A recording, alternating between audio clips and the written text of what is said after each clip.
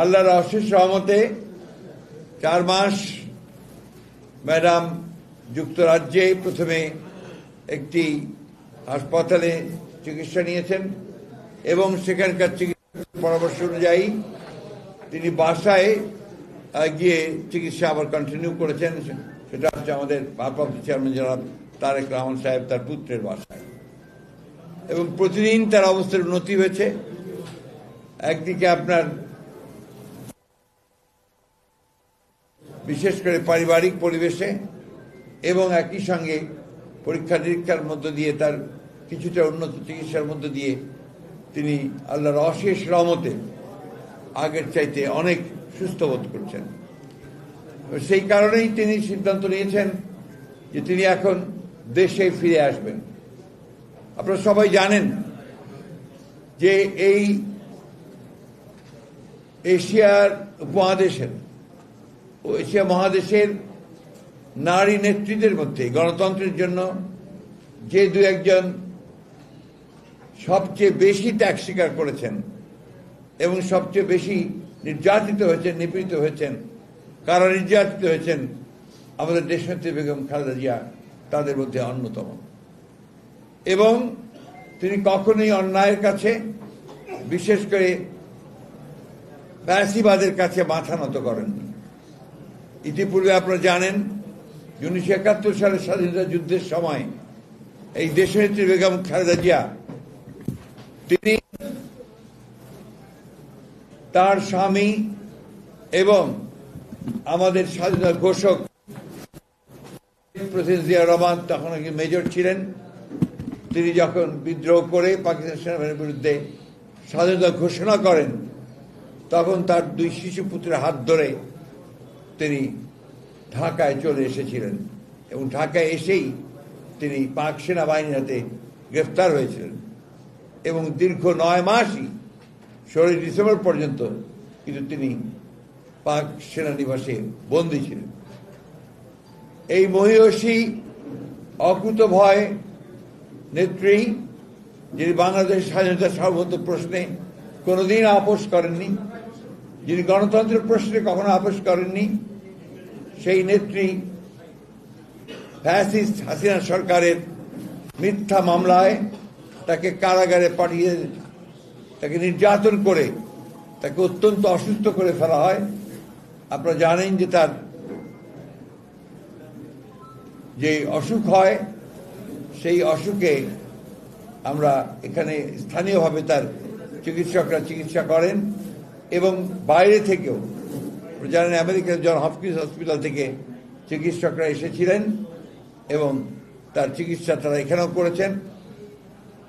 পরবর্তীকালে এই ছাত্র জনতার অভ্যুত্থানের পরে তার মুক্তির পরে তিনি যুক্তরাজ্যে গিয়ে তার চিকিৎসা উন্নত চিকিৎসা হয়েছে, তিনি সেখান থেকে ফিরে আসছেন। আমি এই কথাটার জন্য জোর দিয়ে বলতে চাই যে এই মহাদেশে দেশনেত্রী বেগম খালেদা জিয়ার মতো এইরকম ত্যাগ স্বীকার করা গণতন্ত্রের জন্য এরকম নারী নেত্রী আমরা অবশ্যই খুব একটা চোখে আমাদের পড়ে না। তিনি আমাদের কাছে অত্যন্ত প্রিয় শুধু নন, তিনি আমাদের একজন অত্যন্ত বড় সম্পদ। এই দেশের মানুষের কাছে তাদের অধিকার আদায়ের লড়াইয়ে, গণতন্ত্রকে প্রতিষ্ঠার ক্ষেত্রে, স্বাধীনতা সার্বভৌমত্বকে রক্ষার ক্ষেত্রে তিনি হচ্ছেন আমাদের সেই আলোকবর্তিকা, যাকে সামনে রেখে আমরা লড়াই সংগ্রাম করি সবসময়। এবং এর মধ্যে দেখেন তার যে দূরদৃষ্টি, জনগণের প্রতি তার যে ভালোবাসা, সেই ভালোবাসার নজির তিনি দিয়েছেন। যে ছাত্র জনতার অভ্যুত্থানের পরে যখন আমরা একটা সভা করেছিলাম আমাদের পার্টি অফিসের সামনে, সেখানে তিনি হাসপাতাল থেকে মাত্র 2 মিনিটের একটা বক্তব্য দিয়েছিলেন। সেই বক্তব্যে তার যে বক্তব্য, তার স্টেটসম্যান সুলভ যে নেতৃত্ব সেখানে চলে আসে এবং জনগণের প্রতি ভালোবাসা, সেই ভালোবাসার প্রকাশ পায়। তিনি পরিষ্কার করে বলেছিলেন যে আমরা অনেক ত্যাগ স্বীকার করেছি, প্রাণ দিয়েছে আমাদের মানুষেরা, কারা নির্যাতিত হয়েছেন। আজকে আমরা স্বাধীন হয়েছি, মুক্ত হয়েছি, কিন্তু আমরা কোনো প্রতিহিংসা বা প্রতিশোধের আমরা জায়গা বেছে নেব না এবং আমরা ভালোবাসার মাধ্যমে পরস্পর সহৃদয়িত একটা সহৃদয়তা সৃষ্টি করে আমরা আমাদের দেশকে সামনের দিকে এগিয়ে নিয়ে যাব, এবং সেটাও তিনি বরাবরই বলে এসেছেন। আজকে সেই নেত্রী ফিরে আসবেন। স্বাভাবিকভাবে আমাদের মধ্যে প্রচণ্ড আবেগ আছে। প্রতিটি দেশপ্রেমিক মানুষ আজকে তারা অত্যন্ত উৎসাহিত, উজ্জীবিত যে তাদের প্রিয় নেত্রী দেশে ফিরে আসবেন, এবং তাকে প্রপার অভ্যর্থনা জানানো এটা আমাদের নৈতিক দায়িত্ব। শুধু বিএনপি নয়, সারা দেশের মানুষ আজকে তাকে সেই অভ্যর্থনা জানাতে প্রস্তুত হয়ে আছে। আমরা কিছুক্ষণ আগেই আমাদের দলের যৌথ সভা করেছি। আমাদের ঢাকা সিটি, 2 দক্ষিণ এবং উত্তর, একই সঙ্গে আমাদের অঙ্গ সংগঠনগুলোর নেতৃবৃন্দকে নিয়ে যেন আমরা একটা অত্যন্ত শৃঙ্খলার মধ্য দিয়ে জনগণ যেন তাকে অভ্যর্থনা জানাতে পারেন সেই ব্যবস্থাটা আমরা গ্রহণ করছি। ইতিমধ্যে গতকালও আমরা এটা নিয়ে বসেছিলাম।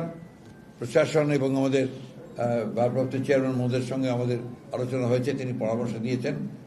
আমরা আশা করছি যে আগামী 5 তারিখে দেশনেত্রী বেগম খালেদা জিয়া একটি বিশেষ বিমানে, সম্ভবত সেটা আমরা যেটা আশা করছিলাম, যে বিমানে তিনি গেছেন, অর্থাৎ আপনার কাতারের রয়্যাল অ্যাম্বুলেন্স, সেই অ্যাম্বুলেন্সের ফ্লাইটেই তিনি আমাদের দেশে, আমাদের মাঝে আবার ফিরে আসবেন। সময়টা আমরা নিশ্চিত করে বলতে পারছি না, কারণ এই সময়টা নির্ভর করবে আপনার বিভিন্ন বিষয়ের উপরে।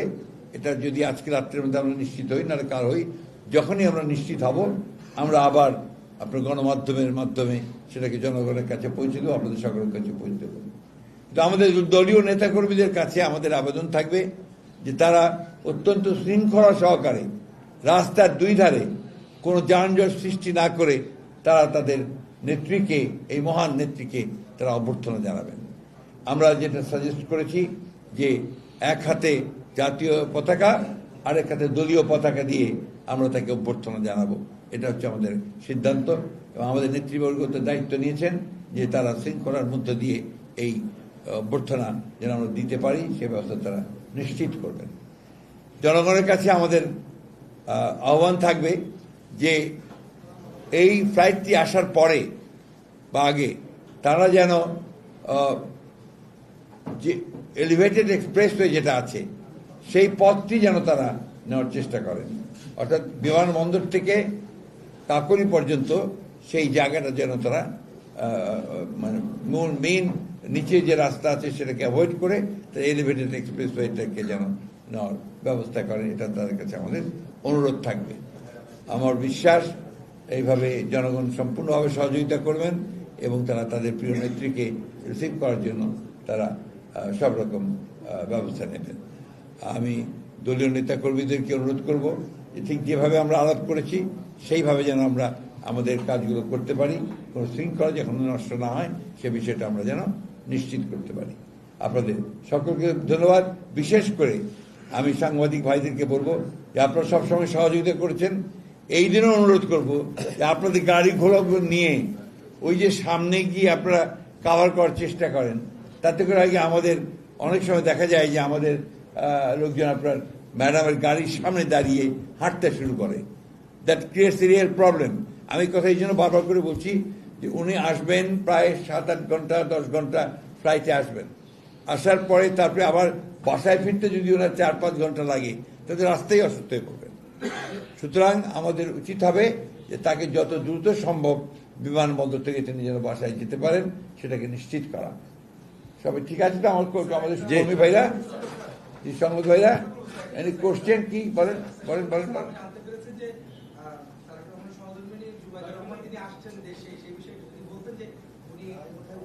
ভাই এগুলো নিয়ে এখন আলোচনা করার কোনো প্রয়োজন নেই, এটার প্রয়োজন নেই এখন। এখন যেটা আসছেন যে ওনারা আসছেন, আপনারা শুনেছেন, পত্রপত্রিকায় দেখেছেন যে আমাদের দেশনেত্রী বেগম খালেদা জিয়ার সঙ্গে তার 2 পুত্রবধূ তারাও আপনারা আসছেন, একই সঙ্গে তারাও আসবেন। সুতরাং এটা আপনারা প্রায় এদের মধ্যেই দিয়েছেন, সুতরাং আপনি বুঝতে পারবেন। এটার একটা পরিবর্তন হওয়ার সম্ভাবনা আছে, কারণ আপনার যে সমস্যাটা ছিল যে আমরা কাতার অ্যাম্বুলেন্সের নিশ্চয়তাটা কালকে পর্যন্ত বা কিছুক্ষণ আগে পর্যন্ত পাইনি। এখন এটার আমরা 1 ঘন্টার মধ্যেই সেটা নিশ্চিত জানতে পারবো, এবং সেটা আমরা সাথে দিয়ে আপনাদের প্রেসকে জানিয়ে দেবো। ঠিক আছে, থ্যাংক ইউ। আপনার এমনি তো আমরা যেটা টাইমটা আপনার ঠিক করা হয়েছিল যে আপনার বিমানের ফ্লাইটে আমরা সব কিছু রেডি করে ফেলেছিলাম, তো বিমানেরটা 11টা ছিল, দুপুর 11টা।